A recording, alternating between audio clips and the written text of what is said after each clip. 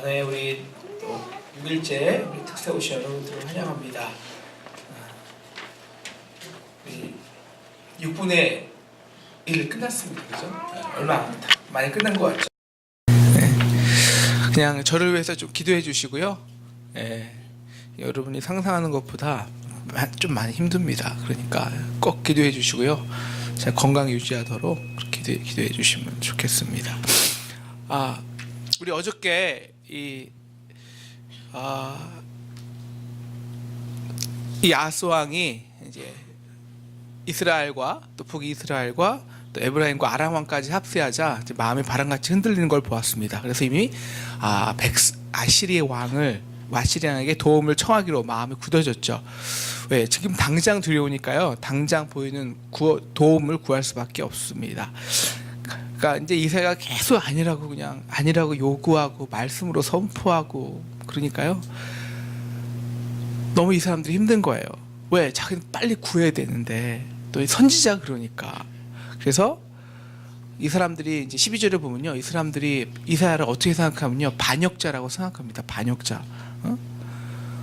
지금 우리보다 3배가 강한데 그럼 가만히 앉아서 죽으라고? 당신은 북이스라엘 편이지?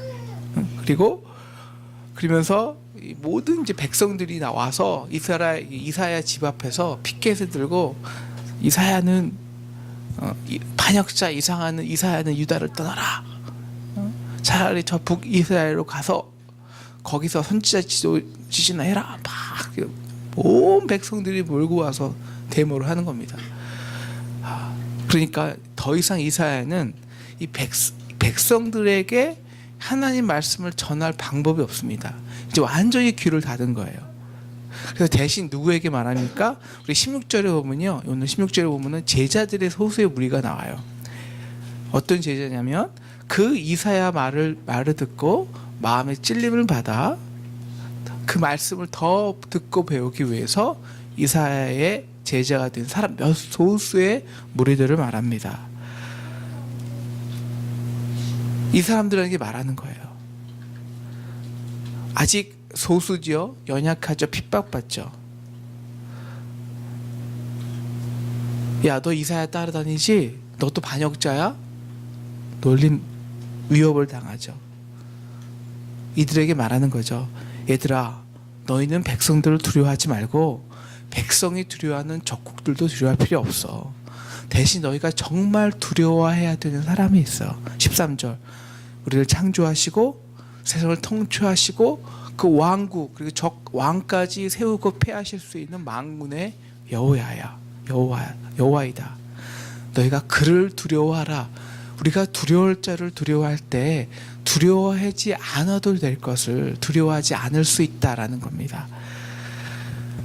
그리고 우리 16절에 이제 제가 어제 보니까 이 뒤가 설명이 많아서요. 앞을 다 줄였습니다. 그러니까 빨리빨리 넘어가도록 이해해 주시고요. 16절에 굉장히 상신적인 행동을 합니다. 뭐냐면요. 그 말씀을 이제 적어요. 그리고 완전히 싸서 봉합합니다. 왜 그럴까요? 이 증거의 말씀으로 삼겠다는 거죠. 그래서 이 하나님이 이 아수르를 통해서 이 유다 백성을 몽둥이로 치실 때, 그리고 우리 앞으로 본 앞에 한 하나님의 모든 예언의 말씀이 이제 앞으로 그리고 끝까지 거룩한 시를 통해서 예루살렘이 회복되는 것까지 그 말씀이 역사 속에서 성취되실 때 내가 이 봉합된 하나님의 말씀을 딱 보여줘서 증거로 삼아라. 하나님이 이렇게 말씀하셨고 성취하셨다 보이겠다는 겁니다. 그래서 하나님께서는 말씀하셨으므로 성취하신 님을 선포하고 보이겠다. 그런데 중요한 게 있어요. 기록된 말씀도 증거이지만 그 기록된 말씀이 분명히 이루어질 거야 라고 주신 더 정말 중요한 징표와 징조와 예표가 있습니다. 누굴까요? 무엇일까요? 18절을 보십시오. 바로 여호와께서 내게 주신 자녀 너희들입니다. 제자들이죠. 지금 하나님의 말씀이 이루어질 줄 믿고 그래서 아수로 보이는 힘, 세상의 힘을 의지하지 않고 그 세상의 힘을 따라가는 사람들, 그 사람들의 대세를 따라가지 않고 오히려 소수가 되는 불편함과 핍박을 감당하고 하나님을만 의지하는 사람들입니다.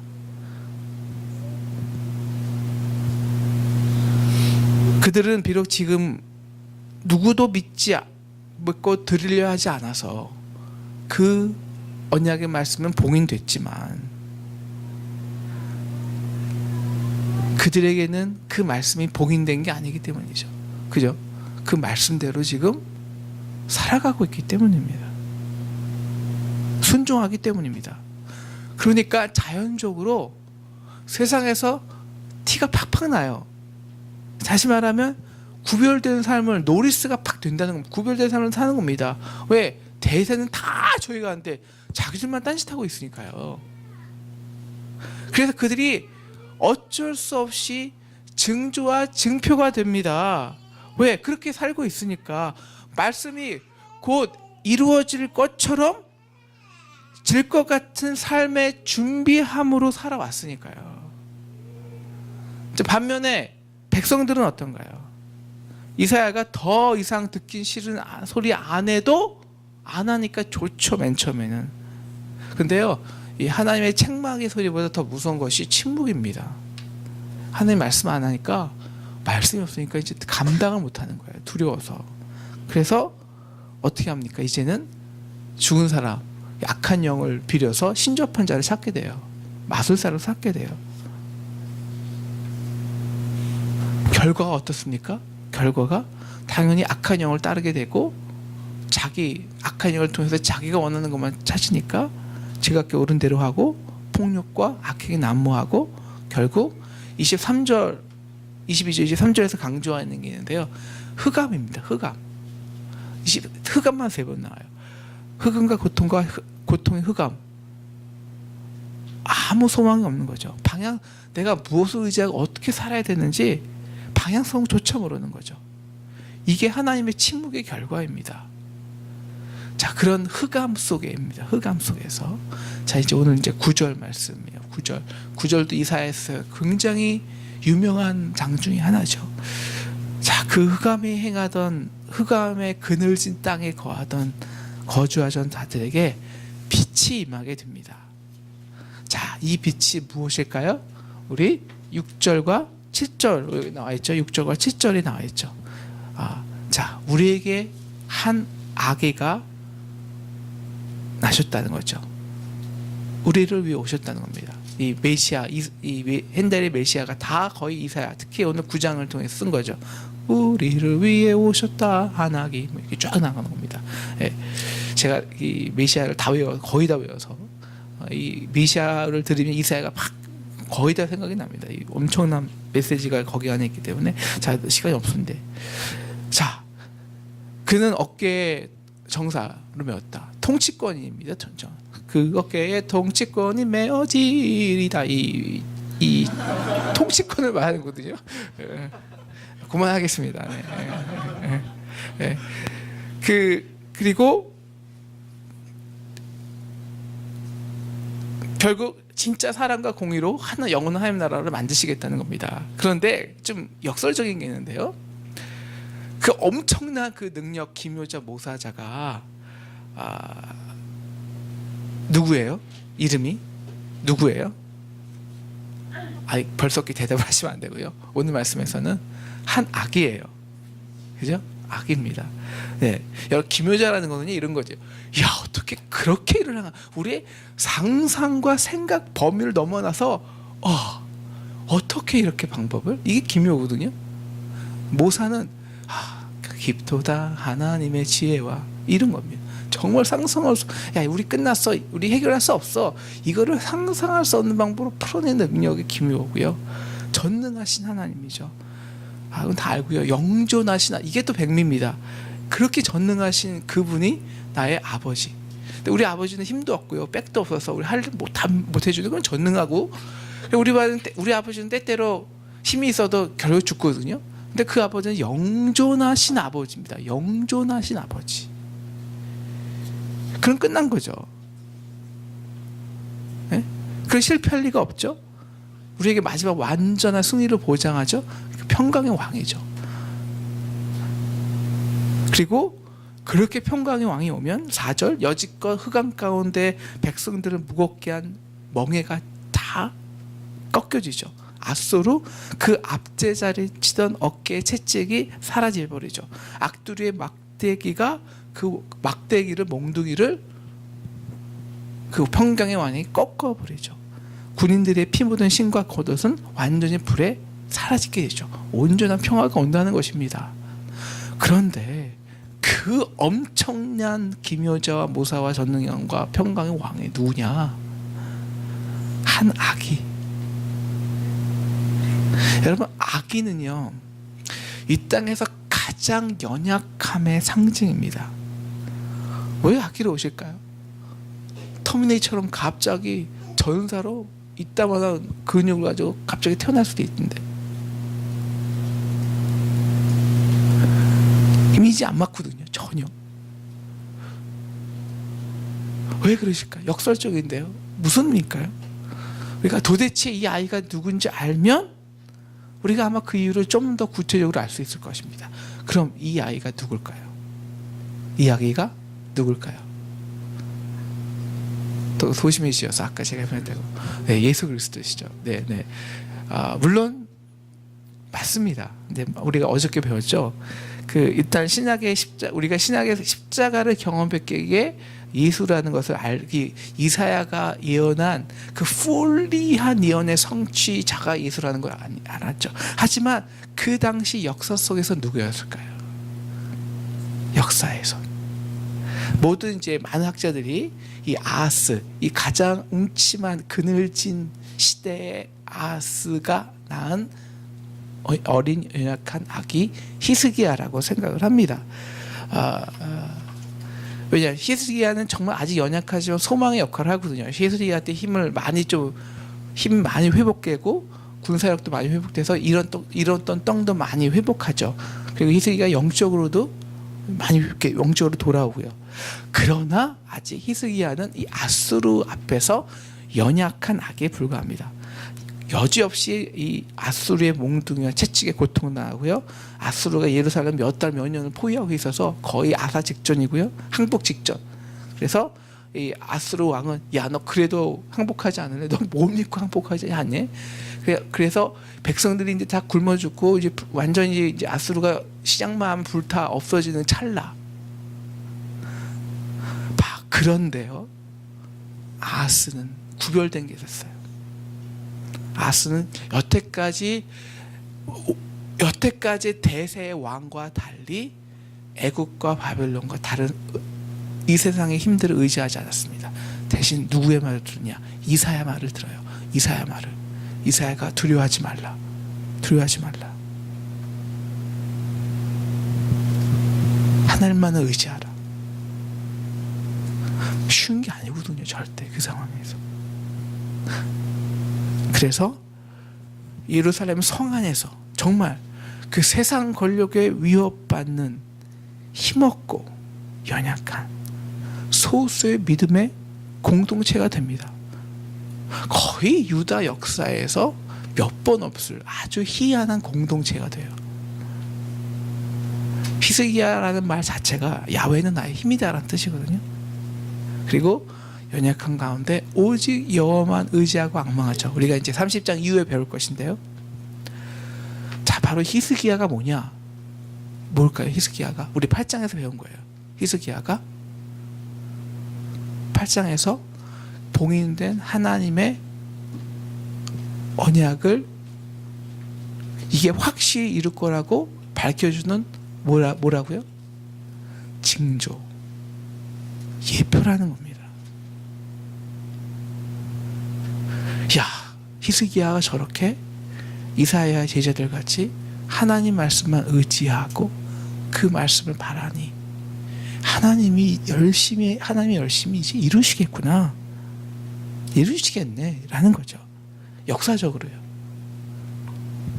어떻게 됩니까? 그래서 하루아침에 실제로 하나님께서 천사들을 통해서 예루살렘 포위하던 아수르 군사 18만 5천을 그 자리에 죽이고요. 그리고 아수르 왕은 자기 나라에서 반역당하고요. 그래서 바로 이 아수르가 이것 때문에 완전히 이제 쇠퇴의 길로 갑니다. 이 사건 때문에. 야, 정말, 야, 어떻게 이런 기묘한 일이 있을 수 있지? 야, 엄청 능력자다. 이런 정말 기묘와 모사와 전능한 아버지, 우리 아버지, 이 고백을 하는 거예요. 네? 이 고백을.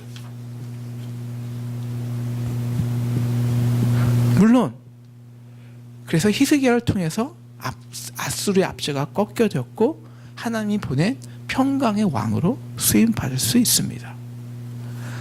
하지만 우리가 알잖아요. 그때는 정말 히스기야가 한 악이었어요. 그렇지만 히스기야한테 전능한 하나님은 될 수 없잖아요. 물론 하나님이 보낸 왕이죠. 그렇지만 풀리한 의미, 그리고 결정적으로요, 희상은 연약하기 때문에 나중에 일 다 끝나고요, 영적으로 교만해져서 오히려 이 바벨론을 불러들여요. 그래서 나중에 바벨론에게 유다가 완전히 망하게 되는 결정적인 또 계기를 마련하고 있는 이유가 하거든요. 히스기야라는 사람이.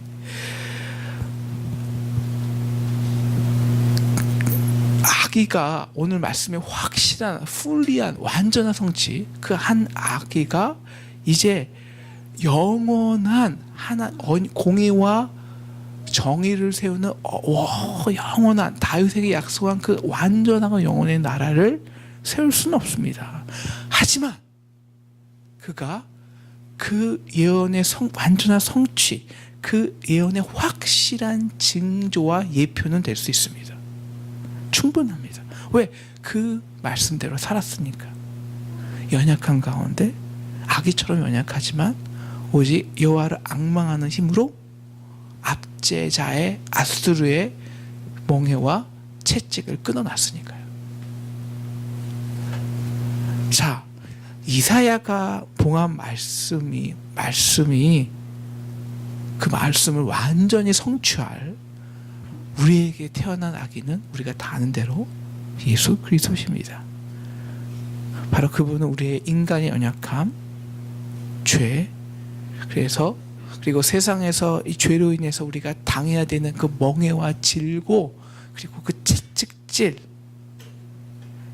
바로 그 우리의 그 연약함과 채찍질과 멍에를 감당하기 위해서 가장 연약한 아기, 가장 소외된 아기, 여러분, 그 예수님의 탄생의 그 가족은요, 이 땅에서 가장 소외된 사람입니다. 말구유에서 가장 냄새나게 핍박받잖아요. 왜? 죽이려고 하잖아요. 세상 권력에. 그분이 세상을 어떻게 통치합니까? 그분이 우리의 멍에와 질고, 이 세상 사람들이 우리에게 찢는 그 채찍을, 그 악한 영이 우리에게 정죄하는 그 정죄를, 씌우는 정죄를 어떻게 꺾으셨습니까? 역설이죠. 강한 힘으로, 터미널까지 하나님께서 그냥 강한 힘으로 그들을 예수를 통해서 멸절하지 않으셨습니다. 더 연약해지셨어요. 이게 기묘한 거거든요. 더 연약해졌어요. 가장 연약해지셨어요. 죄인이 되는데 가장 낮은 죄인이 되셨어요. 우리의 종이 되셨다 그래요. 연약한 몸에 대해서 그 채찍을 대신 몸에 어깨에 맞으심으로, 그 멍에와 질고를 대신 십자가에 지심으로, 그리고 실패, 그리고 어리석음과 실패의 상징이었던 십자가를 지심으로, 그래서 정죄 받으심으로, 그래서 십자가 안에 완전한 공의와 우리가 배웠죠, 정의를 이루셨습니다. 그리고 부활하심으로 그렇게 우리를 건드려 아프게 했던, 압제했던, 채찍을 때렸던 그 악한 영, 그 세상의 질고, 그것을 완전히 승리해 놓으셨습니다. 여러분, 이 하나님의 전능하심 우리가 잘 알아야 돼요. 우리가 하나님의 전능하심, 뭐가 전능하심이냐? 바로 이 능력입니다. 가장 능력의 하나님이 가장 연약하게 될 수 있는, 가장 거룩한 하나님이 가장 죄인 될 수 있는. 왜? 그분은 사랑이시기 때문에. 사랑. 그래서 능력입니다. 능력. 그리스도가 십자가에 순종해서 스스로 연약해지시고 죄인이셨고 하나님 말씀에 순종했습니다. 순종의 능력이, 하나님만 바라보고 순종했더니 그를 하나님께서 가장 높이 올리시고 하나님이 죄인 되신 그 충분한 값으로 우리를 완전히 구속하시고 죄의 세력에서 승리하셨습니다. 그리고 하늘에 오르사 전능하신 우편에 앉아 계시고 이 땅의 악한 영들, 압제자들 완전한 승리를 거두셨고 우리에게 그 승리를 보장해 주셨습니다. 보존자로 7절에 있는 것 같이. 이 예수님의 승리는 이미 예수님께서 십자가를 지실 때 이미 완전히 예표된 겁니다. 그거야말로 진짜 완전히 징표요, 예표요, 우리에게 주신 완전한 승리의 언약입니다. 예표입니다. 그러나 그 예수님이 이 땅에 다시 내려오기까지, 그죠? 내려오기까지 예수님 이 땅에 와서 영원한 하늘나라를 우리와 함께 건설하실 때까지는 물론 거의 90% 복인된 언약이 성취되었지만 앞으로 10%는 성취된 것은 아니죠. 성취될 것이지만 아직 복인되었습니다.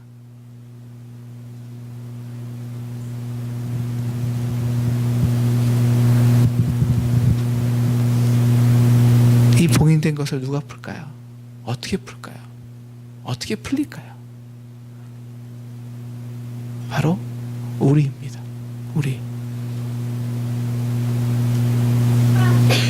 어떻게 해요? 예수님의 이사야처럼 나는 이제 그것만을 기다리겠다. 여러분, 이 우리에게 오셨다라는 것은요, 이 히브리 말로 굉장히 중요한 의미가 있는데요, 미래 완료형입니다. 이미 그것은 미래에 이미 우리에게 주신 미래 완료, 미래 거지만 이미 지금 현재 완료된 겁니다. 무슨 의미냐? 이미 미래에 끝날 것이 아닌 이미 우리에게 허락된 것을 지금 우리가 이루어가고 맛보가고 성취해 나가는 것. 물론 하나님이 성취할 것이지만 우리가 그냥 기다리는 게, 마적정 기다리는 게 아니라 어떻게 기다리냐? 증표로 살면서, 예표로 살면서 조금씩 그 징조와 예표로서 역사 속에서 계속 성취해 나가는 것입니다. 징표가 되므로 거의 동시에, 기다리는 동시에 거의 성취해 나가는 거죠. 마지막 봉인을 푸는 겁니다. 어떻게 해요? 우리가 아기같이 연약하지만 히스기야처럼, 그리고 이사야의 소수의 공동체처럼 이 세상에서 아직 예수님이 오시기 전까지 아직 이 세상의 힘과 압제자와 악한 영이 아직 이 세상을 다스리고 통치하는 이 세상에서 그 힘을 의지하지 않고 그 힘에 따라가지 않고, 그래서 어쩔 수 없이 대세의 백성들의 대세를 따라가지 않고 하나님만을 의지하다 보니까 어쩔 수 없이 소수가 되고 마이너가 되고 세상의 사람들에게 너는 왜 그래? 핍박받게 되는 그 소수의 공동체, 메이저로 살아가는 것을 거부하고 하나님 말씀에 순종하는, 그래서 자기 십자가를 지는, 십자가의 사랑으로 공의로 이루어 사는 소수의 무리들, 우리를 보며 우리가 이렇게 세상에서 노리서블한 구별된